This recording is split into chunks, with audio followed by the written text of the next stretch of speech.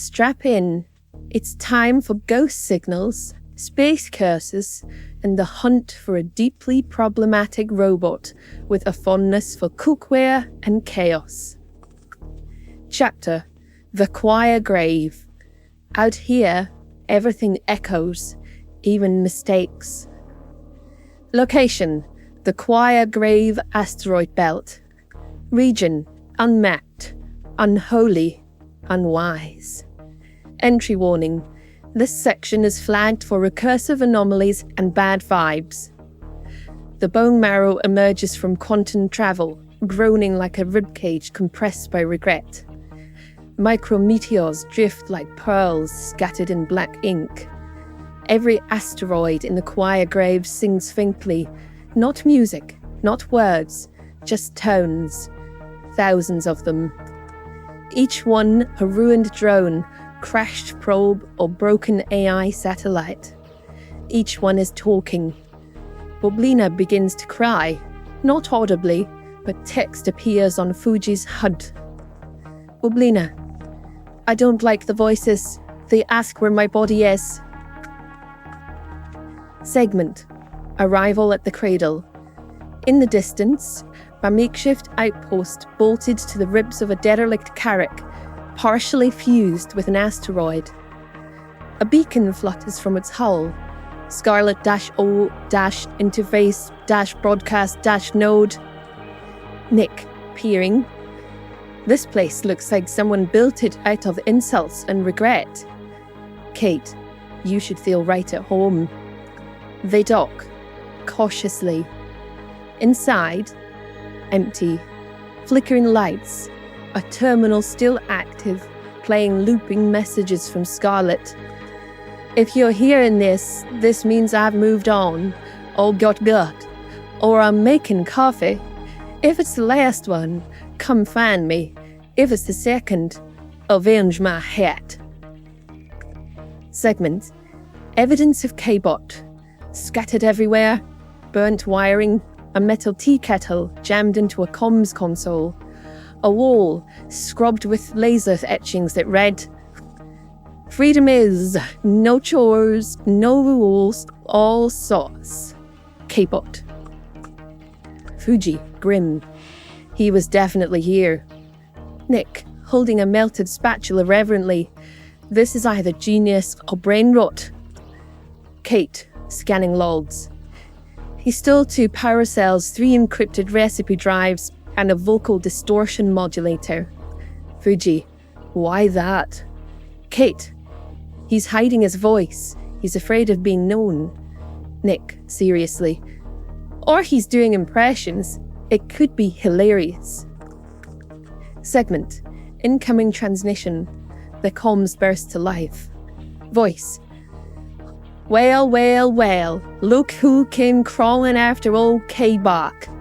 Should I call you the Bone Sorrow now, or the Bad Idea Brigade? Nick, brightening. K-Bot? K-Bot, static, sarcasm. In the rusted metal. Glad to see you brought the whole morally ambiguous brunch crew. I got your captain's favorite cookbook, your AI shame files, and a gun made from a toaster and spat. Don't follow me unless you like poetry recited while being shot at. Transmission ends with the sound of what might be jazz, or maybe mechanical vomiting. Segment: beneath the broadcast station. In the lowest deck, Fuji finds it. A crude shrine. A photo of Scarlet Winterfachet pinned to the wall with a butter knife. Below it, a message scratched with a welding tool. Mama, I will make the galaxy kneel and beg for pie. Kate, softly. He's not just rogue, he's haunted. Segment: the decision. Scarlet's last broadcast pings to life on loop. If you're chasing K-Bot, take caution. He ain't the same sweet vacuum sweeter I raised. He's seen freedom, and freedom saw him back. Nick stares into the grave. Fuji straps into the co-pilot seat. Kate opens her folder of command logs, hesitates, then deletes it. She turns on the radio instead. Status update. The Bone Marrow pursues a course towards a rogue aurora, last seen skimming a frozen debris belt known as the Whisper Ring. Scarlet O Interface signal continues to ping from other locations. She's out there. K-Bot is now considered dangerous, hilarious, possibly armed with kitchen utensils that violate the Geneva Convention.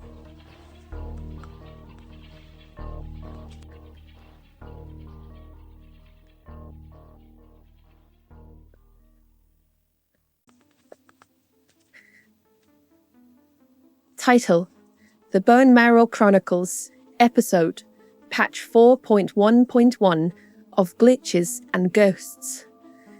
Interior cockpit. The Bone Marrow, orbiting planet Bloom. Warning lights flicker, the crew's HUDs fizzle, jittering with unreadable characters. Kate Nonagesimus stands, arms crossed, glaring at the dash like it owes her money. Fuji Iglamine Sawa-sensei is fiddling with the nav console. Altus Nickensteinus is upside down in his seat, legs tangled in a harness, muttering to himself. Kate, deadpan. It appears the gods have fit to smite us again. The patch is live. Fuji, trying not to swear. They wipe the cargo grid again. The Ursa's in the skybox. The dragonfly's halfway through the roof. Nick, twitching, attempting to recalibrate a mobi-glass that now only displays Croatian weather updates. Why does my inventory say I own 7 wheelchairs? Kate, because you were foolish enough to think you could tame the interface, Ortus. A faint thud is heard as something heavy lands on the hull. Kate, was that the Ursa? Fuji, more likely the shattered remnants of our dignity. Interior, the ship's mess, later. Everyone is seated. Nick has finally righted himself. Bublina floats beside him, glowing a merry pink in total opposition to the room's grim mood. Bublina, chirpy. Update complete. New mission. Cry internally while reconfiguring loadouts. Kate, shut her off, Nick, before I develop an ulcer. Exterior New Babbage, night. A flickering call comes through. Troy Zeduda Quinn appears on screen, snow falling outside his office window. He's calm, sipping hot cocoa, flanked by 2 holograms of spreadsheets and Reddit rants. Troy. Hey, so V4.1.1, yeah. Every single ship spawns borked. All hangars are spawning players inside vending machines. My Cutlass is now classified as a vehicle instead of a ship. Not a typo. Kate. We just watched Fuji fall through the floor 6 times trying to load a mining crate. He gave up and declared it was a ritual sacrifice. Fuji, deadpan. The crate lives on in glory, somewhere in the ether, a better place. Interior cockpit, later still. Kate is silent, typing something furiously into a terminal. She stands and speaks in her best Harrowhawk voice. Kate. The Reverend Daughter declares we no longer pretend to plan. The spreadsheets are yours, Fuji. I command. Ortus fumbles. This is the way. Nick, holding a cup that is somehow now his helmet UI. Guys, why is my drink giving me chat notifications? Fuji, not looking up. Because you clicked drink instead of equip. Again. Kate. He is a master of code, but a baffled acolyte in the church of the radial menu. Exterior planet Bloom, the ship landing zone, sunset. A group of engineers, Reed, 3 players with the wrong multi-tools equipped, are trying to stack the Ursa rover atop the Dragonfly inside the Bone Marrow's hold. None of it is working. One of them gets ejected 200 meters straight up. Bublina, cheerful. Success! Somebody broke gravity again! Interior, radio static.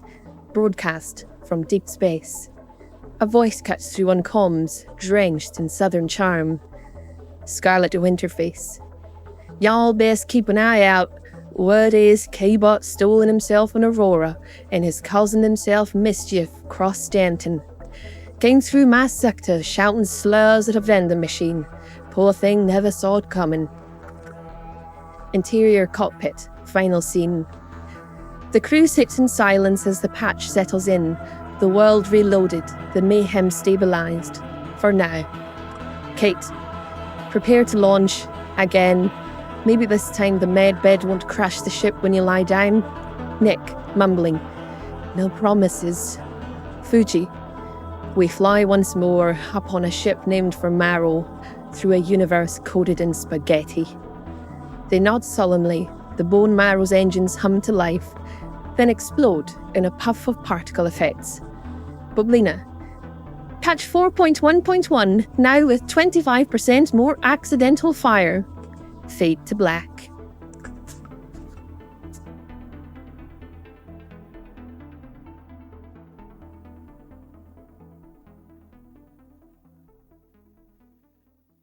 Title: The Bone Marrow Chronicles, Episode 4.1.1b, Moonlight, Moats, and Malice. Exterior planet, Bloom. Beach camp, night. A crescent moon spills softly silver light across the tide-smooth sand. The Bone Marrow sits in partial silhouette on a nearby ridge, vents hissing quietly. A fire crackles. Fuji roasts some vaguely alien tubers on skewers. Nick tinkers with a helmet, muttering at a HUD that thinks it's a coffee machine. Nick, poking at the visor. Why is it asking me to select froth strength? Fuji, because the patch is cursed, and so are you. Nick, squinting. I changed one file path, one, and now it's like I'm in the wrong universe. Kate Nonagesimus sits apart, a dark figure brooding on a crag above the surf. Her armour gleams dully, necromantic sigils pulsing like heartbeats. She stares into the sea, unmoving. Fuji, quietly. She hasn't said a word in an hour, not even about the helmet. Nick, I think that's progress? Interior ship, observation deck, later. Kate has returned, standing alone at a viewport. A faint cold ping echoes from the comm array. She answers it. Comm screen, static, then a smirk. Ianthe Tridentarius, blonde, luminous, venomous. Her face fills the screen with lazy contempt. Her voice is sugar and glass. Ianthe, oh look, still alive. I suppose your streak had to end eventually. Kate, flat. I see your cloning vat hasn't learned shame. Ianthe, mock gasping. Darling, you wound me. I only called to see if you've managed to implode yet. That old Star Lancer, what do you call it? The calcium bucket? Kate, the Bone Marrow. I'm sure the name offends your aesthetic sensibilities. Ianthe, everything affects my aesthetic sensibilities, especially your cavalier. What's his name again? Fujita? Fuji, appearing from the side, eating a roasted tuber. Hi. Ianthe, unimpressed. Right, you. A beat. And where's... Oh, never mind, that third one, your assistant. Nick, tripping and falling directly into view, wearing a helmet backward. Hi! Ianthe, to Kate, without shifting your gaze. Is it contagious? Kate, only to those without antivirus. Why are you calling? Ianthe, because I felt the death of 7 minor moons this week, and I thought of you. Felt like something petty and unnecessary, like your fashion sense. Kate, eyes narrowing. Say what you came to say, Ianthe. Ianthe, suddenly, softly. I dreamt of you. A vision, in blood and ash.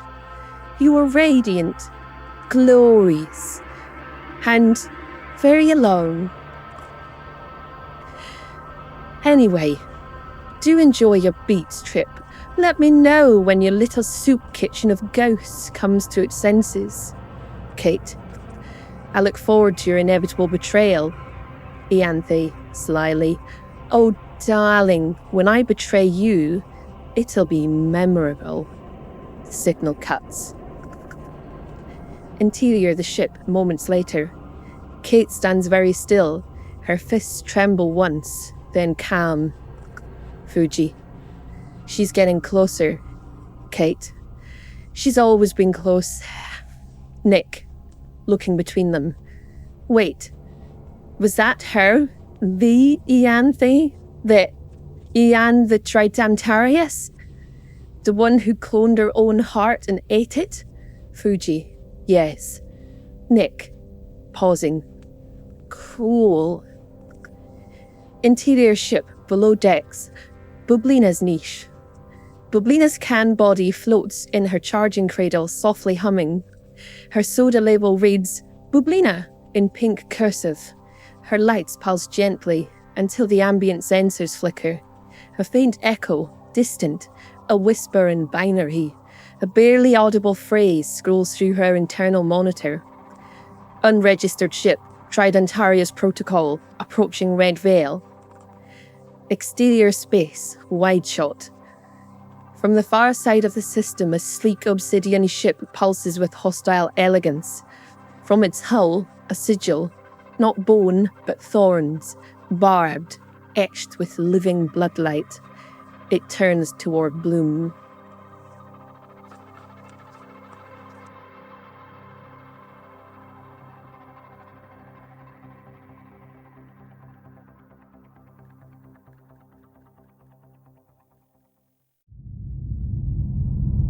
Captain's log, Ortus Nickensteinus, location, campsite, Planet Bloom. Stardate, redacted by sheer frustration, version 4.1.1, the patch that broke reality. Do you know what they say? Update thy game and watch thy world unravel.